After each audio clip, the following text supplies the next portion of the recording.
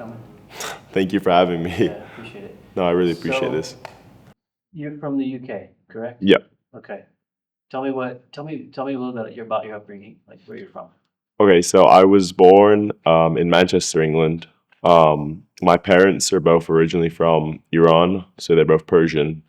Um, they moved to the UK separately. They actually met in Manchester. And they moved in 97, 98, respectively. And my father, to escape the regime there, the Islamic regime, and my mother to come and study. And then they met through mutual friends. Um, got married, and then a couple of years later, I came out. So, So you were born in Manchester. yeah, I was born and raised in Manchester. Okay, great. Yeah, but my first language is Farsi, so I grew up speaking that in the home. Like, I'm like my home life is a lot closer to like Persian culture than it is to like the English culture. Right. So what were the dynamics like growing up? Like what kind of neighborhood did you grow up in when you were a kid? Being Persian, were you in a mostly Persian neighborhood? Or? The school in the area was really bad. It was pretty rough, and there was a lot of like trouble there, and so like they would like make the like we would make the extra like effort to go to like a different like area to like find a like a better school, but reversely that school was like very white, and like I faced like a lot of racism like there, so that was like one of the challenges. I knew no one. I was like one of few Yeah. like kids of color. So you'd say you were kind of a minority growing up in the neighborhood you grew up in, going to schools you Absolutely, went to. Yeah. yeah, absolutely, and What were that some of those challenges like? that's a lot of that has shaped who I am right now. It was less diverse. It was we were definitely like the minority family, and like all through like my childhood, like I remember just like my parents making sure that we like tried to fit in. We didn't want to like stick out any more than like we needed to. Like we wouldn't speak Farsi too loud in public settings, just because like we didn't want to make anyone feel uncomfortable. Like we were always aware of that. Like racism was a thing. Like it wasn't it was something we dealt with, and I was probably one of five out of 300, 400 kids in my class of color. Everyone else was white, and there was a lot of stuff that I had to deal with that. And in those years, it's really tough to deal with that. Sure, teenage years, You've yeah. not grown into yourself. Right. So were you like picked on kind of, or just sort of like shunned or looked down upon? Like what was that like? A lot of name calling, Okay. like racial slurs. I didn't really have a good group of friends either. I hadn't really settled in.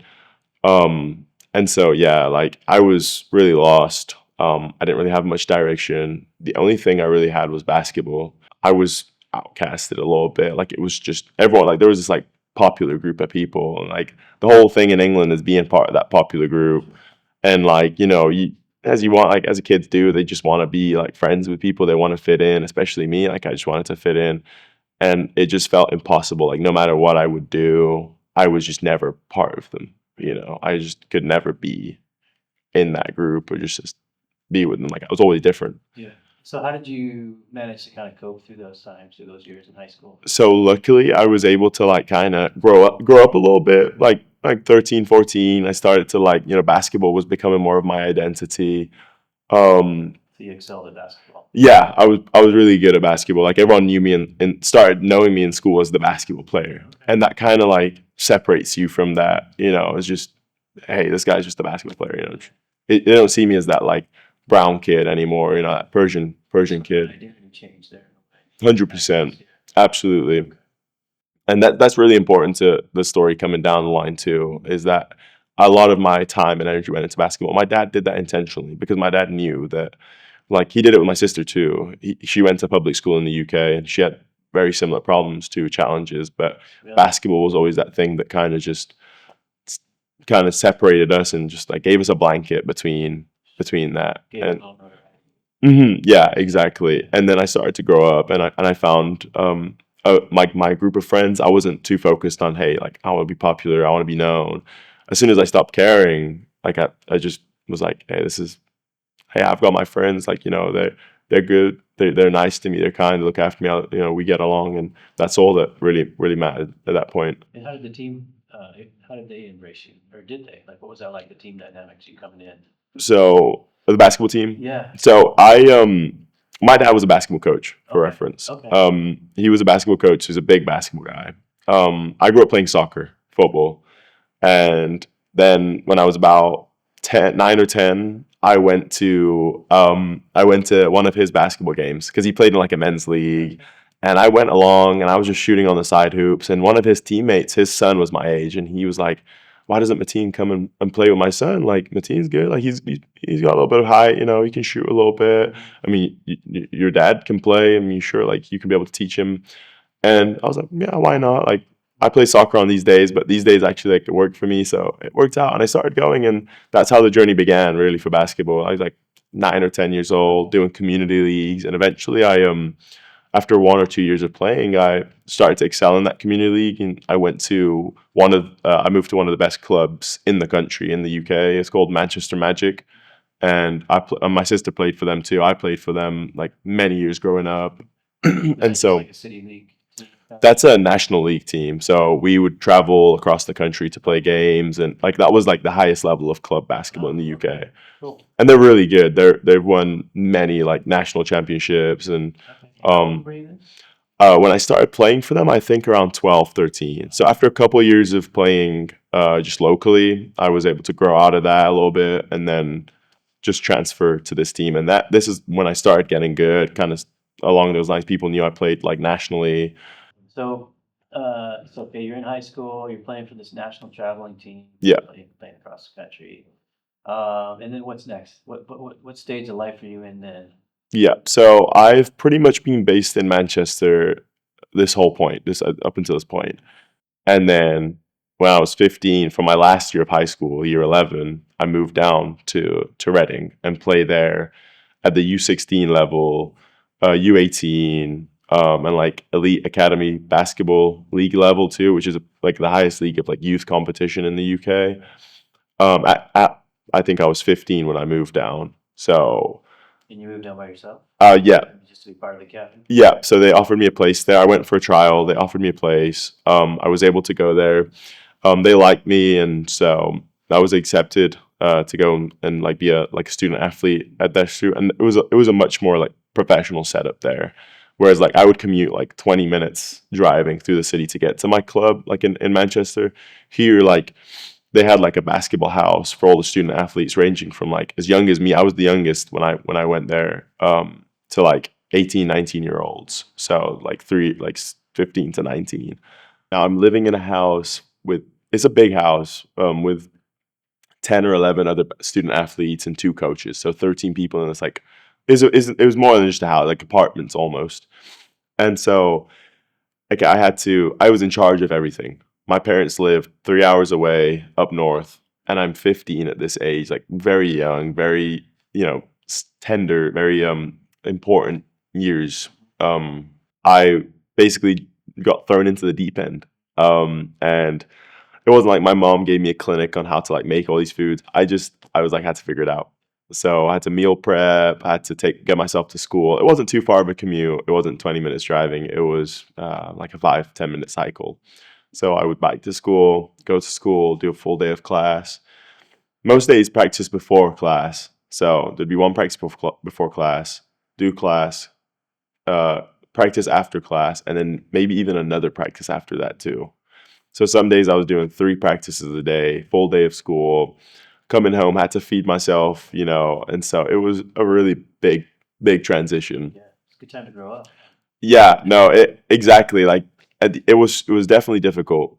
It had a lot of challenges, and that year 11 is the most important year of high school. Like that's when you have all your important exams, and that's really make or break for academics too. Yeah, so I played there for a year. It was probably one of my best years of basketball too. It was very challenging, but it was very good. Like all the practice paid off.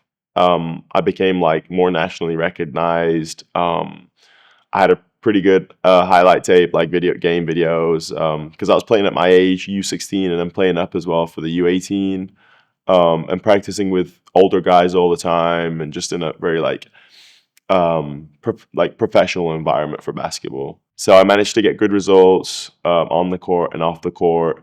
Um, Not saying that everything was perfect. I still had a lot of personal growth. I was just so young, 16 years old at the time.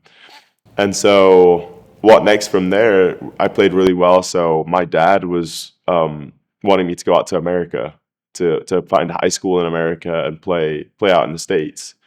And so, I finished that year of school, year 11 there in Reading. And for the summer, I finished around May like 14th, 15th, and I was able to fly out to Seattle and go stay with one of my dad's old basketball players. And so I go and fly out, 16 years old. That summer, I finished my exams. I fly out all alone to Seattle. This is the first time I'm flying alone as well, and it's like the longest possible flight you could have. So I go out there and I stay with him for about 2 months. And the whole plan was for me to stay and start doing high school there in the Seattle area, metro area. And I had to tryouts with a bunch of schools, and I was able to like a few of the schools wanted me to play for them, the high schools, and so I was meant to do that. And I went with a travel team. The travel team like sponsored me to go like play with them like an AAU team. I played with them through the summer as well. Worked out with a bunch of high schools. Was able to just do like the local Seattle runs and kind of get immersed into the basketball culture there. Unfortunately, I wasn't able to permanently stay, and I found that out right as it was like high school was starting. So end of August, beginning of September. It was a couple weeks into the school starting, and I couldn't get the visa transfer. It was really difficult because I was underage. I needed like a legal guardian. I needed a whole bunch of like legal things. I had to like loopholes I had to go through. So I had to go back to the UK. And at this point, it was a couple weeks into the school starting, into the seasons almost starting. So I was kind of like scrambling to find a place. But due to like having a really good year the year before, I kind of had some leverage. And I was able to go join another elite basketball academy in Bristol, in the city of Bristol. So I went out there. I had a friend who was there as well. And so I went out and studied there for that year and played again, like, I was 16, 17 at this time. Played elite academy basketball, which is like again the highest form, highest level of basketball in the UK. I played that. At this point, I've grown into myself a little bit more. Still very much focused on basketball. And then COVID hits. So this is where everyone, I feel like everyone has their COVID moment. So like, okay, so I was doing this, and then COVID hit. So this was my March time. The UK starts slowly shutting stuff down, and school gets shut down. So I get sent back home to Manchester. So it been 2019, 2020? 2020, 2020. 2020, March of 2020, and yeah, season comes to a halt. Like that's like prime time of season, prime time of school.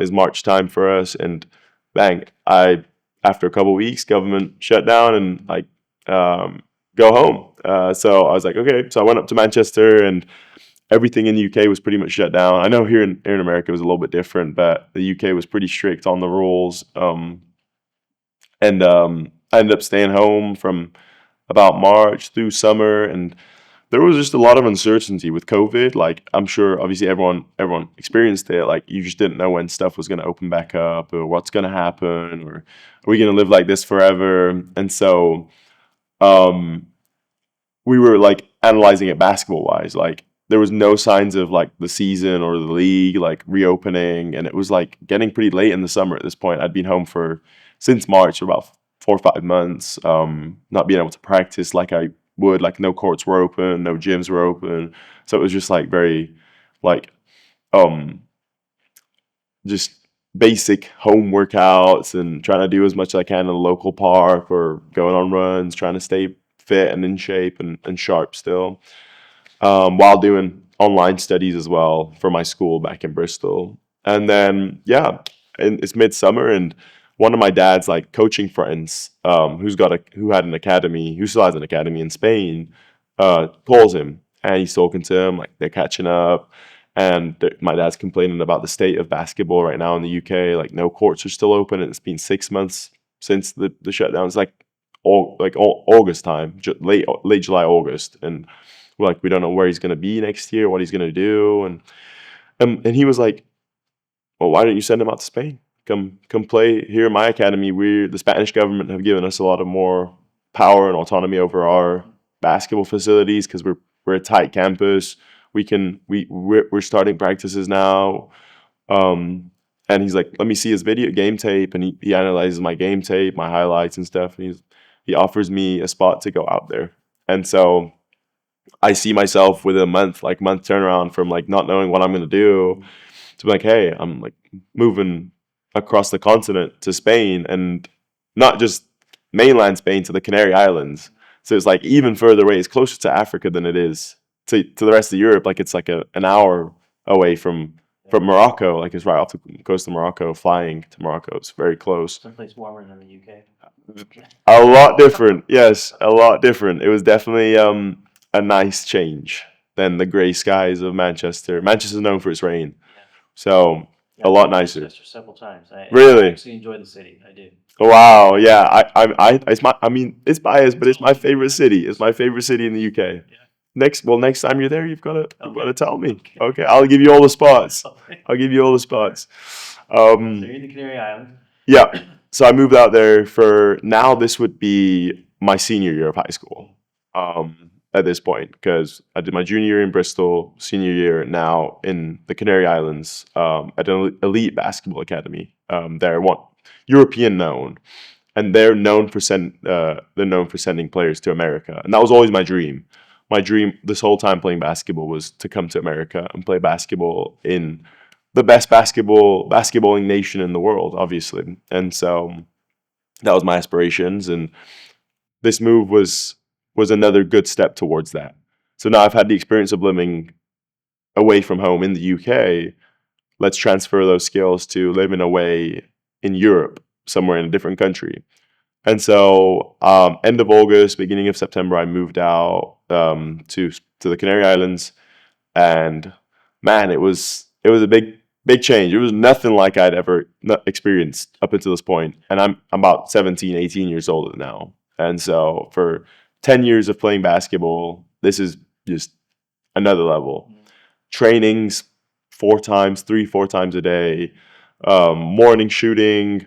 In between classes, we'd come and work out, lift weights. After classes, we'd get done and work out again. And at night, we might even have a game or a scrimmage or something. So it's very intensive. And honestly, that year playing in the Canary Islands for this academy probably did the most for my basketball, because it taught me European style of play rather than the English style of play. A European style Spanish. I mean, it's America, and then Spain is top 3 in the world. So really, really unique and very focused on skills, on details. Yeah. And so learning that style of play, playing at the U18 level, U21, and then men's. So I was again playing in multiple different leagues with different ages, and iron sharpens iron. So just getting better every day, working out very, very intensely. Our coach was very, very like hard, very strict, no mess around, very almost military style kind of guy. Yeah, and there's some stories there too of like, for example, it was my birthday, the 8th of October, and our team, one person on our team was like a couple minutes late to practice. And being late to practice means you're not 10 minutes early. So he's there like maybe right as like practice is about to start. And our coach complains to the main coach, or like the assistant complains to the head coach, like, hey, these guys are like not taking it serious.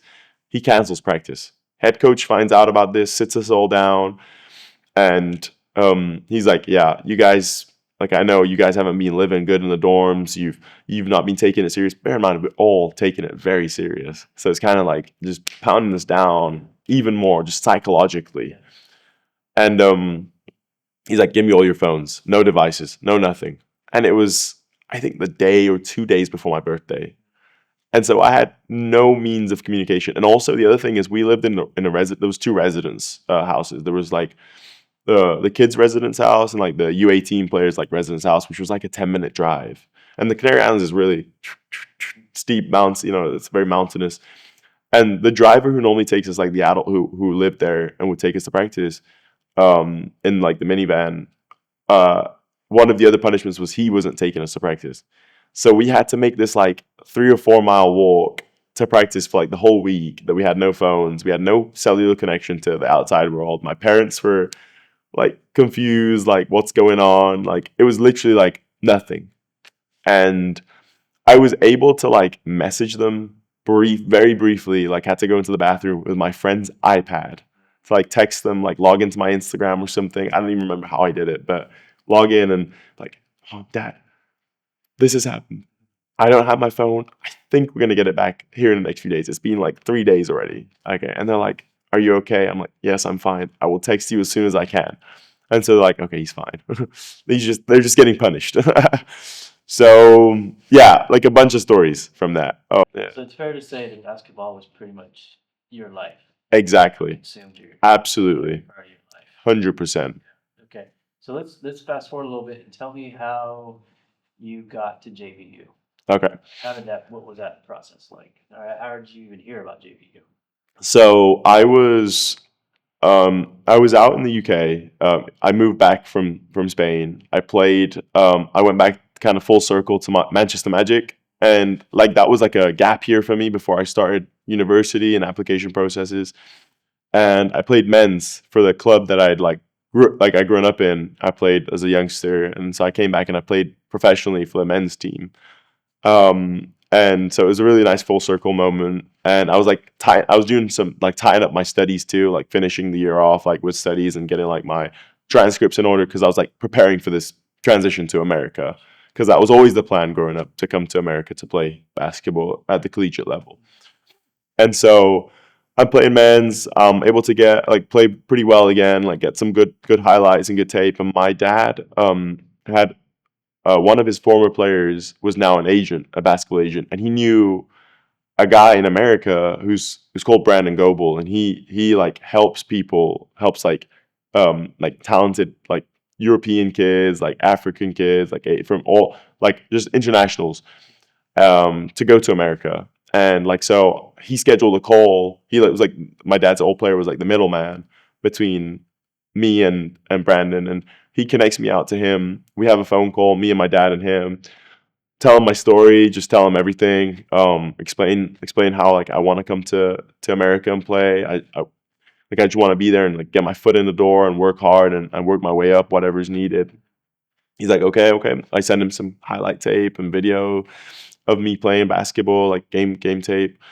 And honestly, within a week of reaching out to him, I like calling him. I had 5 or 6 different schools like reach out to me, like through my cell, through my social medias, and they're like, "Hey, Matin, like we heard of you from this guy, and we're interested. We want to get to know you more. 6'5" point guard. So it was me talking to a bunch of schools and finishing out the academic year too, playing professionally in Manchester, so my hometown. First time since I was 15 living back home too. So it was nice, Yeah. to say the least, after being all over the world for a little bit. And so it was getting through into the summer, and I think around May time, like as I was doing my final exams too, I committed to the school in Miami, Oklahoma. So northeastern Oklahoma, A&M. It's a junior college out in Oklahoma, northeastern Oklahoma. And when that coach reached out to me, I'm still friends with the coach now. He's a great guy, really really good man, and he's calling me over the phone. I can really tell he's really wanted me there. He's like, "You'll come here, we'll develop you," and the whole point of a junior college is to send players off to 4-year schools, the 4-year programs, and I could just tell he really wanted me. Out of all the coaches that I've talked to, he was the most like, "Hey, Matina, I really want you to come here. Like, just let me know." And he offered me a full ride scholarship to go play there. When I first got in contact, this is another funny story. So the town is spelled Miami, and I was searching the school up. I was like, "Dad," I call him from like he's upstairs in his room. "Dad, I'm going to Miami. Like, I'm gonna go to Florida." And I'm like looking, I was like, "What's this okay after Miami?" And like, I don't, Florida is whatever. And I'm like, this doesn't look like a beach. It's like a Sonic drive-in or drive-through, whatever. And Yeah. I was like, okay. I was like, "Dad, never mind. never mind. I'm going to Oklahoma. And so, yeah, so I fly out. I go to fly from the UK to Tulsa, get picked up and go start my freshman year out in NEO and play collegiate, my first year of collegiate basketball there. And I was at this point 19, 20 years old. And honestly, it was a really good year. It was tough. It was a big cultural change as well because I just got, again, thrown into the deep end. I didn't know anything about the team, about the style, the competitiveness, anything. My first, like, apart from when I was 16 and when I went to America, this was my first, like, level, like, experience of the level here. And it was, at junior college level, it was, like, insanely high. We had, like, 4 or 5 Division I guys transfer into our school to be able to transfer out again and go to a better Division I program. And so competition was really, really tough. We were ranked top 20 nationally for most of the year too, out of all the junior colleges in the country. So we're a really good program, and definitely pushed me and got me used to the American level of playing, of basketball competitiveness, physical, tough, and yeah, it was definitely a big learning year. Every place I've been has taught me Sure. many different things. Yeah, and just improve my skill set in a different area. Um, and being there was a learning curve, a lot of learning curves, a lot of stuff to learn. How to like deal with different teammates from different backgrounds, and how to like fit in as an international here in the U.S. in the colleges in basketball. Dealing with coaches, dealing with all this kind of stuff, and it was tough, but I ended up really loving it. And at the end of that season, I mean, I didn't play too much. I was a freshman. Competition was tough, but I ended up playing more and more as the season went on, just proving myself more and more. Coach has his end of year meetings, and he's talking to me. He's like, "Matin, you're not really like a typical like, junior college kid. Like your grades are really good. You're very respectful. You're very coachable. You're a really good kid." And he was like, "If I can find you, like, I would love for you to stay here." He's like, "The option's always there, but if I can find you like a 4-year school now with good academics, good basketball, would you want to just transfer out after 1 year?" And I was like, yeah, sure. Like I want to stay. Like I love the option to stay. I love the option to if I find somewhere suitable and good. So Um, it sounded like he had your back. yeah, Looking out for your best interests. 100%, absolutely.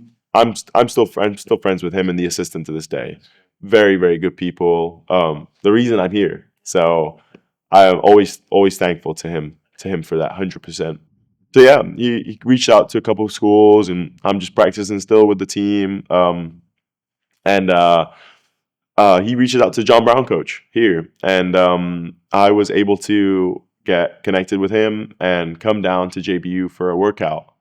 And as this is happening, I had a friend who I was there with, and he was one of my best friends. He was another international, so we had that common, we shared that, similar thing about us being international. He was from Europe too, and yeah, he ended up being my best friend at NEO. And so, Have you heard of John Brown University before? no, Before then? no, this was my first time. I think I knew that one of our players had gone here, but I found that out after like I got connected. Yeah. So one of our other old players had come here before. Like this was kind of like there was a link to Sure. John Brown. Yeah, and it's Um, not far from Miami. No, it's not. It's from Miami, Oklahoma. It's not too far away. So first exposure to JBU in this story. So everything leading up until this moment, and finally stepping off in the Bill George Arena, and blown away a little bit because it is pretty good facilities. Very very lucky and very blessed to have that here on campus. So yeah, we meet up with coach. We have and this is like I think even after finals week. So it's like a couple days before I'm scheduled to go home for the summer, like back to the UK for that summer. And same with my buddy too. He's literally flying out probably in 2 days from this workout. So we work out. There's no one on campus because school here is finished too. So it's a private workout. Me, my friend, and then the coach, and then one of the old players too, like comparison. And we both practice. We practice really well, and he shows us around the campus a little bit, tells us a little bit about John Brown being a Christian university. And when I heard that, I didn't really know what that would mean. I was like, so you guys do the Lord's Prayer before the games, and that's pretty much it, or something like that. I had no clue what a Christian university meant. And so, yeah, I was like, that's fine. I'm familiar with the church. Like my mom's involved in the church. And so I've like had a little bit of exposure, but nothing like it's been basketball. Always it's been basketball. Sure. And that's always taken my time. I couldn't go to church on Sunday. Why I have a basketball game on Sunday? I'm traveling to this part of the country on Sunday, or Basketball was your religion. pretty much, yeah, exactly. At that point, it was just so basketball, basketball, basketball, basketball, basketball, and everything else was kind of being neglected. And good first impressions of JVU. yeah, 100%. I love the place. Like, it looked really good. I read more into it. The academics matched what I wanted. The campus is beautiful. Like, it's not too big. It's not too small. It's everything kind of matched up. And so we both leave. He doesn't say anything to us. He's just like, I'll be in touch. Like, I'm gonna reach out to some other like just like doing his thing, whatever. And then I go back home, and about 2 weeks after that, like we've been in touch the whole time. He's asking me different questions and stuff like that. And then 2 weeks, he basically calls me and he's like, "Hey, do you have like a second?" He's like, "Yeah." Calls me. Was he like, "I'd love to have you here, like, on a full ride scholarship, and we'd love to have you part of our program." And so I'm like I've been thinking about this point. I'm like, absolutely. Like, it seemed like a great place. Everything I'm kind of looking for. Still didn't understand what the Christian aspect of it. Like, I really didn't know what that really meant. Fly back out to John Brown after a summer of just working out, working, and just being with my family. Come here and start playing. So slowly understanding what JBU is about, like what JBU really means. And it took a while. It definitely took a while for me to really get a grip of JBU and the community and the culture and just what being a Christian man, what being a Christian looks like. And we're doing preseason work. And I think on the 2nd of October, we're in practice. Everything's going normal and playing scrimmages live 5-on-5. There's a loose ball. Me and another player go for the ball, and he's a big guy, to say the least. Bigger than me and heavy. And we go for the ball, and he lands on my leg and snaps right. Yeah, like fractured, broken. Yeah. And so, and I knew it straight away because I heard something. Firstly, like I felt it, I heard it. I've never broken a bone before, and I just knew that the bone was broken. So I kind of get pushed off to the side. The trainers come, and I'm telling them what's happened. I'm like, they're like, it could be something else. It could be a tendon, ligament, whatever. We're not sure until we get an X-ray. I was like, I'm pretty sure it's the bone. Like I felt it. I know. So yeah, X-ray the next day. It's I've fractured the fibula. I think is the skinny bone that goes on the side. I don't remember the name too well, but yeah, I fractured it. I'm gonna be out for at least 2 to 3 months while it heals. And this is like beginning of October. We start a season end of October, and on that practice day, actually, the coach brings us all in. Like, I'm like hobbling like on one foot, like going in, and we find out they were playing Baylor in an exhibition game. So I'm like, it's like it was really tough because I was like, I'm definitely gonna miss that. That's like one of our first few games, and so process, cast for about a month, then a walking boot, muscles all gone, learning how to basically walk again. I've lost all the muscle, strengthening it up, getting it like to game level. It was all a process. And actually, funny story. Now it's funny. At the time, it wasn't. We go to Florida to play a couple exhibition games in Florida with the team. I'm still at this point in a boot, and I'm getting better. I'm out the cast. I can walk on the boot. Like I'm fine. The bone's healing. Um, and on our last day, we go to Universal, and it's rained the night before, and we've just got dropped off at the entrance. We're going down the escalator to go down to the actual theme park, and no kidding, my first step into the theme park, on the escalator, my foot goes and I slip the exact same way like I broke this leg, and I had to hold myself from falling down the escalator, and same feeling, same burning sensation, same pain, same feeling that I had as I broke it first time, and I was like, I retweaked it. Like I just know. I get to the bottom of the escalator, I'm like, guys, I think I broke my leg, and they're all like stop messing around. Like I'm like I'm going like weak, like I'm like it's like the adrenaline or whatever. Like you get like start getting a little bit like nauseous, and so I just get on the ground. I'm like in a lot of pain, and the guys are like, oh no, he's being serious. They come around, and basically I ended up there's not much I could do. I was out of state. I didn't know really, like couldn't call an ambulance or whatever. Like they tell our coach, and he's like, yeah, like trying to like look after me and stuff and figure what to do. I get wheeled around the rest of the day on a wheelchair in the park. So I didn't enjoy the park. Yeah. I didn't get to go on a single ride. So did you refracture it? I had it, so it was Thanksgiving was the week after I did that, and my appointment was for mid Thanksgiving, so I had to stay in the dorms alone, like for Thanksgiving too. And so I went and met with my doctor, and he was like, "Yeah, you basically retweaked it a little bit, so it's gonna set you. It wasn't as bad as it could have been, but it's like you're just gonna have to go forward with this, yeah." And it basically pushed me back a month. And so by the time I was back on the court, being able to play 100% was really around March, February. And by that time, our season's like almost done.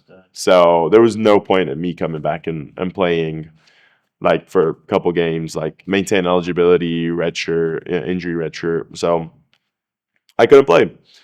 And really tough because it's the first time in my life, as you said, as you realize from my story, like basketball's been a big part of my life this whole point, and I have never had a serious injury up until this point. This is the first time that I've had to deal with a serious injury and overcoming it, and the psychological, mental challenges, physical challenges. Um, very, very, very difficult to How me. did you get through that? Yeah, honestly, I think my friends really like a lot of it went into like just distracting myself, stepping away from it, like avoiding it. Um, and it wasn't like at this point, like I thought like maybe my relationship with the Lord would strengthen like through this. But So had you come to know the Lord at this point? Like you said you weren't sure about the whole Christian thing. mhm. Did you, were you, had you begun a relationship with the Lord at this point, or are you still trying to figure it out? So I would like on paper I would have said like yeah, like I'm a Christian. But what that really meant, it was like what that looked like was a lot different to what it was spoken. Right. You know, so I wasn't going to church consistently. I wasn't taking time to read scripture. I was doing the bare minimum. I was still very much focused on like, hey, basketball, let's get better, let's get back on the court, let's put all the energy into that. And I was starting to little bit like obviously as it went on, I had a couple really good influential teammates, and that really helped me. They just because they're my same age, they had a way of like explaining stuff and explaining scripture. So I was like, I had like right at the end of the year, one of them was graduating, so this couldn't continue. But we met a couple times, just like he could read through scripture and the Bible with me. So I was starting a little bit, but it was still way, way far away from like where it needed to be. Right. And I was still, I wasn't living out my life correctly. I wasn't going about stuff the right way. I wasn't thinking about stuff the right way. I had a lot of stuff that I had to personally deal with, and so it was a tough time. And over that summer, I wasn't or that Christmas, I wasn't able to go home, or the summer because so we get to the end of the year. I hadn't played the whole year. And I eventually, like, this is around March time, I call my parents. And I'm like, hey, this is like what I'm dealing with right now. And they're really surprised. So we're at a point, like, what happens? I'm in my sophomore year. I've done 2 years of school here. I've got 2 more years left. And nothing transfers back to the UK. So I'd have to start from zero in the UK all over again. So a lot, like, very, very hard on me. Very, very painful moments, not knowing what I'm going to do with basketball. I haven't played the whole year, so I don't have any tape to be able to transfer anywhere. I've already made a really good foundation and base here at John Brown too. Like, I was getting to know people, and I was in a relationship too, so that kind of like added to it, and like professors and just people in the community. I was starting to get to know more people, and so I didn't really want to transfer either because I had a good base, but I wanted to stay here. Yeah, 100%. Like, that was my first choice. I end up staying in the summer, and I worked the whole summer that summer after my sophomore year, just to be able to, like, I couldn't afford the flight home, and stay and work and make as much money as I can and try and figure out an off campus housing option, because that was one of my first steps. Like, I made a checklist of how I was able to stay at JBU. Like, I would need to do this, this, this, this, this, this to be able to, like, financially afford, like, from myself supporting myself to be here. And so finances was weighing on me. Basketball was weighing on me. I wasn't where I wanted to be with the Lord. But ultimately, I managed to find a place off campus with, I think I mentioned to you with the John and Judy McCullough, and I find them right on the last week before school. I've been looking for somewhere the whole summer, and I haven't found anything. And I'm thinking I'm flying home to the UK in a week to go home. Like, this is it. This is my journey finished. Like, here in America, this is it. But no, they like, you can come live with us, and we want you to be our son. Like, and ever since then, they've treated me like I am their son, basically. Like, I'm their kid. They haven't treated me any different. Just being absolute lights in my life. Unexpected miracle there. Exactly. And this is kind of where things really start, like, ramping up, basically, is for the first time in 12 years of my life, I'm without basketball. So I'm not playing. And that is a big, big shift in, like, identity and who I am and what my purpose is, and what I'm living for, and all these questions come up, and I'm like, at first I was trying to avoid this, but then I face it. I reveal it, and I'm like, what do I need to do? Like, why has all this happened? Why am I here? Why am I living with the McCulloughs? Why, did basketball get taken away? Why did I get injured? All these questions. Yeah. Difficult You're looking questions. for answers on a deeper level at this point. Yeah, absolutely. And I think first semester I was still living for fun. Like, I wasn't living for anything serious. I was, like, staying on top of my academics. That's the only thing I had at this point. I was staying on top of them. That was something I was good at. But I wasn't staying on top of myself. And I ultimately realized, like, this is not a fruitful path. I'm, like, messing around. I'm not taking stuff serious. I'm not taking my relationship serious. I'm not taking my friendship serious. Me and my dad used to call every day. At this point, we were calling once a month, if that. So that was really, really difficult. I'd lost him. I'd lost basketball, and I ended up losing my relationship too. And so I was really, like, I got to a point in the second semester. This is all a slow transition. Sure. People leaving, people coming into my life, and me just realizing that I really, like, I have nothing. Like, and the Lord did this to make me realize that He is the only thing I have at the end of the day. Basketball isn't gonna take me all the, like, it's temporary. Relationships, friendships, everything is temporary. He's like, the only thing I have is Him. And I was like, man, this is, like, I'm starting to understand it. I'm starting to get it. Like, I'm starting to, okay, no, I feel this. Like, I'm not mad. I see why you've done this. Like, I see why this has happened. You've stripped me from everything. Like, I have nothing left. Something I used to put my all into, I have nothing. I have no longer.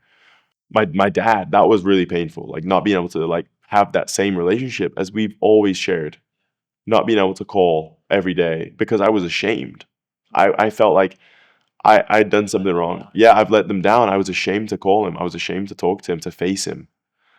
And because I know how much time and effort he's put into me, and I just felt like I'd let him down.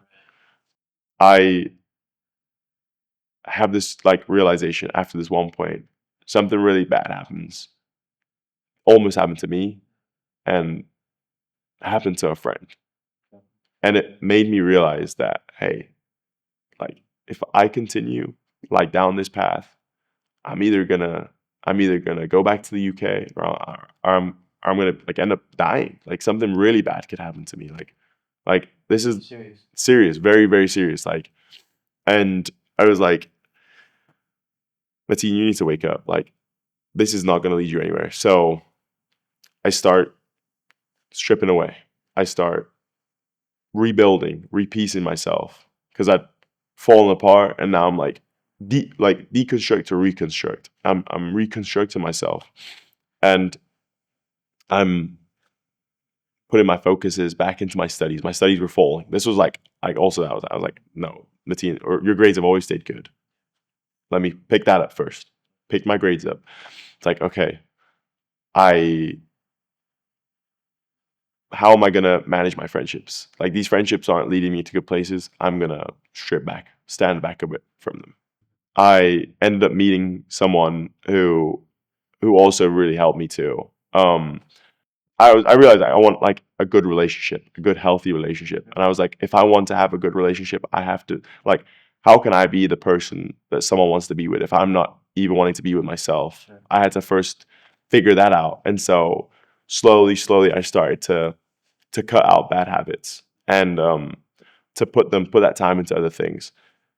I think at this point I had started going to church. I started going to church. I was struggling to find a good church that I wanted to go to. That was another issue, but like, that's where I started to redirect as well during that mid March sort of time where I was like, hey, I'm going the wrong path. I started to like, hey, let me go to church. Me and the McCullers are talking, and they're like, do you want to come to church with us tomorrow? Because we normally go really early for Sunday school, but because it's the summer, there's no Sunday school. We'll be going at like 10:45. I'm like, that's perfect. I get to sleep a little bit and go to church with you guys. So I was like, absolutely. Long story short, I've been going to that church since that very first weekend of the summer. Like, the McCullers and the other people on campus really, really spoke by just being themselves. You know, it wasn't, I felt it was so true, so genuine, so authentic. They were being themselves, and that in itself was a huge inspiration. I lead a growth group now on campus. Really not so I can pour into them, but for people to pour in, like, for it to go both ways. And I got recommended to do this. I felt like I was at a point in my faith and in my relationship with the Lord to be able to lead a growth group. I can be in those situations and just um, a good follower of Christ. Ultimately, is what I wanted, is what I want still. Yeah, it's not always going to be perfect. Everyone's got their own story. Everyone's got their own path. It happens. It looks different for everyone, Sure. but this is how it happened to me. My goal was always basketball, basketball, basketball, basketball. I was on the phone to my dad the other day, and I said, I'm so glad I went to. I said this. I said, I'm so glad I went to a private Christian university. I'm so glad I went to John Brown, because if I was in the UK, the universities are all public. I'd be going out. You know, my friends are all going out every day, every night. You know, that's the culture there. That's how it is. I'm so glad I'm not like that. I'm so glad I don't do that. I'm so glad that I'm here. And he said, the biggest thing that happened to you was you getting baptized, was you connecting with the Lord, was you touching him, was you coming into contact with him. And I was like, that's the first time he said that. And this is like 2 months after my baptism. And it kind of just, it sank in. Like, if my dad is saying that to me, like, that really was powerful coming from him. And I was like, he was like, there's a reason you're here. Like, there's a reason British Iranian boy from Manchester, England, is studying in Siloam Springs, Arkansas right now at John Brown University. Like that doesn't just happen. That really just doesn't happen. Like Yeah. no cases of that happening, you know. Very one to one, and I was like, and he was like, there's a reason. That's designed, you know, that's happened because of God wanting you to come close to him, of him wanting a relationship with you. And I was like, exactly. Like I 100% believe that. Awesome. It's pretty cool that he can see that. And we don't speak about God too much. We don't speak about he has some like religious trauma from Islam, from the Islamic government, and so we don't really speak about. It's always been basketball, and so for him to say that was just even more powerful to me because he's the biggest figure in my life, and biggest person in my life, and for him to say that was really like it made me cry, and so I was like, feel very blessed to be here, and this community has done so much for me, and I'm just so happy that I get to be able to call myself, hopefully, a John Brown University alumni and graduate. So, and just to continue. A lot of people have done a lot of things for me here. And one of them, I'm not going to say who it was, but one of them said, hey, I'm doing this for you. 10 years down the line, when you do it for someone else. I was like, oh, that's really powerful. That's really special. And I was like, absolutely. Absolutely. We don't live for ourselves. And anyway, we live for him and for others. You know, we live to serve and to give back. And I ultimately believe that with all of my DNA, with all my root and all my body, and I believe it.